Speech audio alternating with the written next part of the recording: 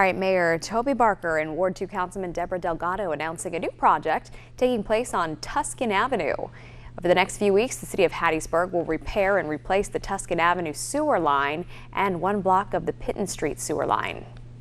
Now, we could just go on and repave the road, but what we've noticed in the camera footage that was taken in 2015 and again this year is that there are two definite spots where there's significant damage to the sewer line. And so on Tuscan Avenue from Pitton to Cedar, that's in fair enough shape we can line that concrete line, and that will hopefully buy us 30 or 40 years. Mayor Toby Barker says projects like this will help maintain the infrastructure of the area.